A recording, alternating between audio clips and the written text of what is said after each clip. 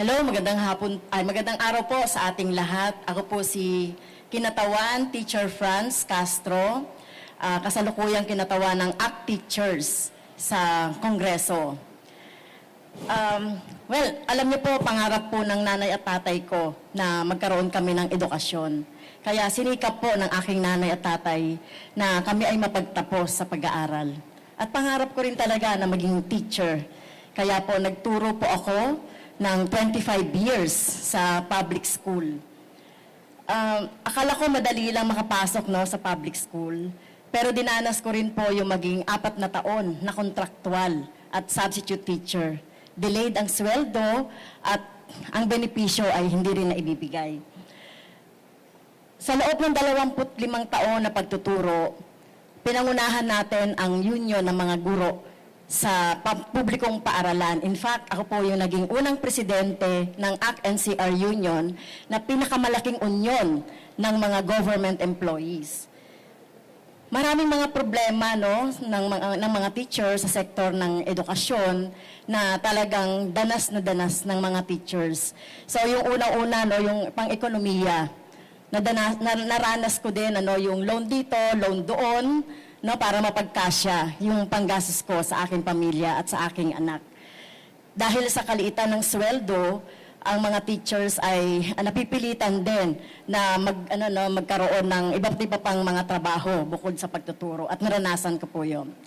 Well, sa akin pong 3 termino sa Kongreso, ilan po sa mga naipasa nating mga batas ay ang free tertiary education, expanded maternity leave, yung Election Service Reform Act na may pagtataas ng honorarium ng mga BEIs and EBs, National Teachers Day na merong World Teachers Day incentive, exemption sa tax sa 92,000 na mga bonuses, etc. Siyempre yung FSL, yung union formation, etc.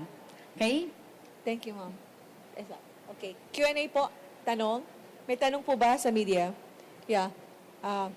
Go ahead, Robert Mano. Hi ma'am, magandang umaga po. Ma'am, siguro isa sa magiging challenge sa pangangampanya ninyo na laging idinidikit sa inyo, yung naging kaso po, naging decision dun sa kaso ninyo. Paano nyo po ipapaliwanag sa taong bayan ito para naman po hindi masayang yung kanilang boto?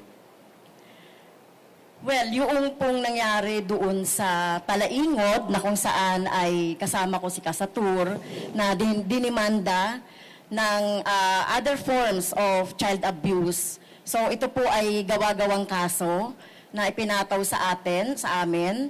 At kami po ay although ito po ay ang tunay po na nangyari dito ay ni-rescue po natin ang mga bata at ang mga estudyante na nasa bingit ng danger or emergency situation.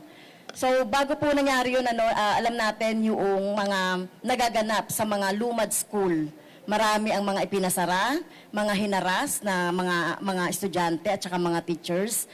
At nung panahon po na iyon ay nagkaroon po tumawag po ng rescue yung mga teachers. So as a government official, di ba, as a member of the House of Representatives, meron ako otoridad, di ba, para gawin yung nararapat doon sa ganong sitwasyon. Ang kaso po ay nakaapila sa Court of Appeals, at hanggat hindi po ito nagkakaroon ng finality hanggang sa Supreme Court, ay malaya po akong magawa yung aking katungkulan sa ating taong bayan bilang representative ng ACT Teachers Party List sa Kongreso. Ma'am, second question lang po and last. Ngayon po ay World Teachers Day celebration. Bilang kinatawan po ng mga guro, ano po yung pinakamagandang legasiya na iiwan ng isang Franz Castro sa mga guro natin? May libre ba kayong palunch sa kanila na pusit? Well, binabati ko pala ang ating mga guro sa bukas po yung World Teachers Day. So, pagbati po sa inyong lahat. Ano ba yung iiwan ng isang Franz Castro sa Kongreso? So, syempre, ang una po nating, nakilala po tayo doon sa paglaban sa mga pusit. No? Ayaw natin ng pusit.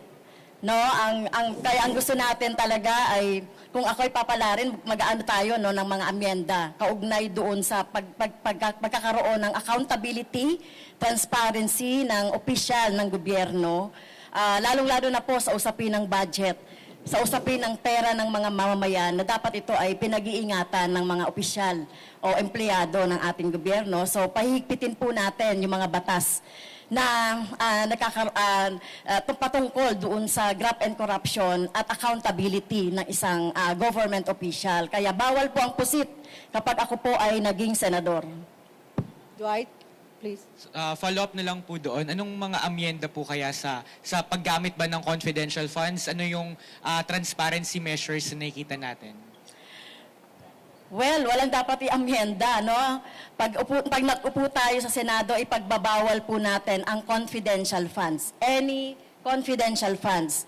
Nakita niyo naman po yung naging struggle natin doon sa confidential funds ng Office of the Vice President.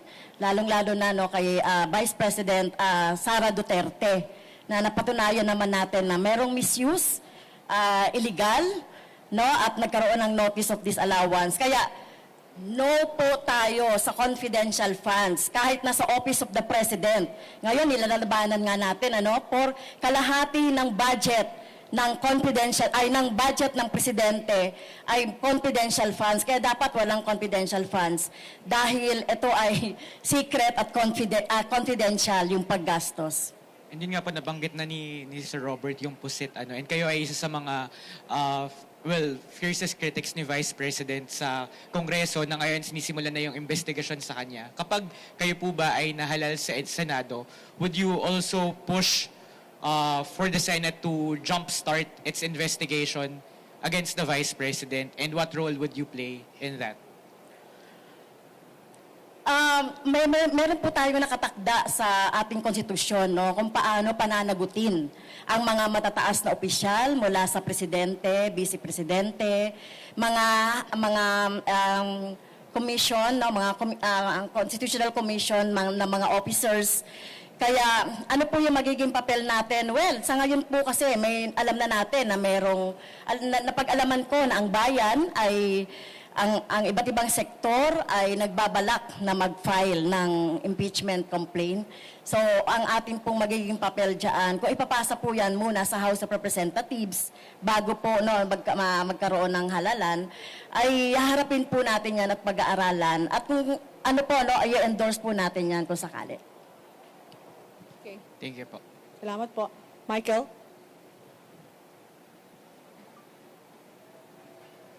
Hi ma'am, magandang umaga po. Michael Rogas po from Radyo Pilipinas. Marami pong mga netizen ang nagtatanong, paano niyo rin daw po ba ginastos yung pondo po ninyo sa Kongreso bilang isang mambabatas? Maaari niyo po ba kaming bigyan ng brief lang po nung paano po ninyo ginastos yung pong pondo ninyo sa mababang kapulungan habang kayo po ang mambabatas? Salamat po sa tanong. So, 9 na taon po, magsa-9 na taon po tayo sa Kongreso. At taon-taon po ay nagpapasa tayo ng SALN. At taon-taon din po ay ipinapasa natin sa media ang aming SALN. So, makikita po doon yung aming sweldo, yung aming assets, liabilities, and net worth. At nakita po yan.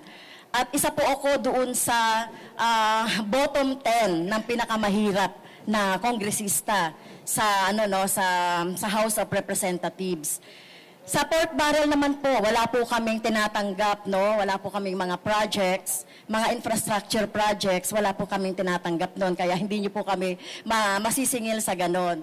So nagbibigay po tayo ng mga assistance, medical assistance, mga tulong sa ating mga kababayan, yung mga nagwo-walk-in sa Kongreso, yung mga teachers, nangangailangan ng kanilang mga medical na mga pangangailangan ay tinutulungan po natin. Kaya kami po, hindi lang po ako, kasama ng aking mga kasamahan sa Makabayan, ay bukas na bukas po yung aming,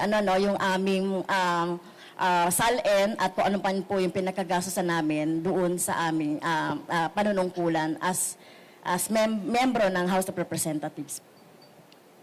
Last question po. Meron pa po. Wala na. Thank you, Ma'am. France. Ma'am, photo off ulit.